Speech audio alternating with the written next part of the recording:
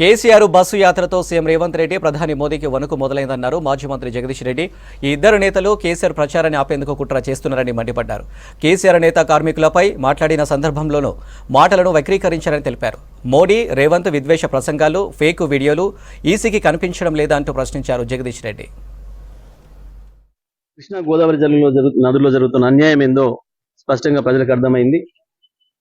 కృష్ణా మీద ఉన్న ప్రాజెక్టులను తీసుకుపోయి కాంగ్రెస్ ప్రభుత్వం రేవంత్ రెడ్డి మోడీతో లాలుచిపడి ఏ రకంగా కేఆర్ఎంబీకి అప్పచెప్పే ప్రయత్నం చేసిండో దాన్ని మళ్ళీ కేసీఆర్ బయటకు వచ్చి యుద్ధం చేస్తే తప్ప, నల్లగొండలో సభ పెట్టి యుద్ధం ప్రకటిస్తే తప్ప ప్రభుత్వం దిగిరాలేదు.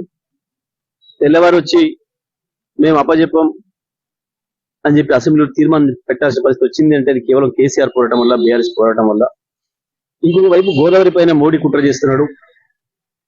తెలంగాణకు జీవధార, శాశ్వతంగా తెలంగాణ బతికిచ్చేది గోదావరినే.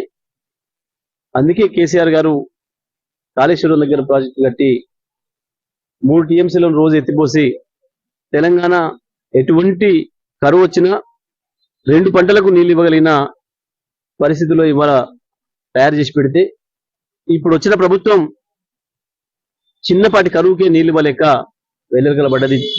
10 లక్షల ఎకరాల పైగా రైతులకు పొలాలు ఎండబెట్టి నాశనం చేసింది. ఇంకొక వైపు మోడీ కుట్ర కూడా ప్రారంభమైంది. గోదావరి జిల్లాలు తీసుకుపోయి కావేరీలో కలుపుతా అని చెప్పి, కర్ణాటకకు తమిళనాడు తీసుకుపోతా అని చెప్పి కుట్రలు మొదలు పెట్టిండు. మరి ఇవన్నీ ఆగాలంటే, వీటికి వ్యతిరేకంగా కొట్లాడాలంటే కేసీఆర్ గారికి బలం ఇవ్వాల్సిన అవసరం ఉంది.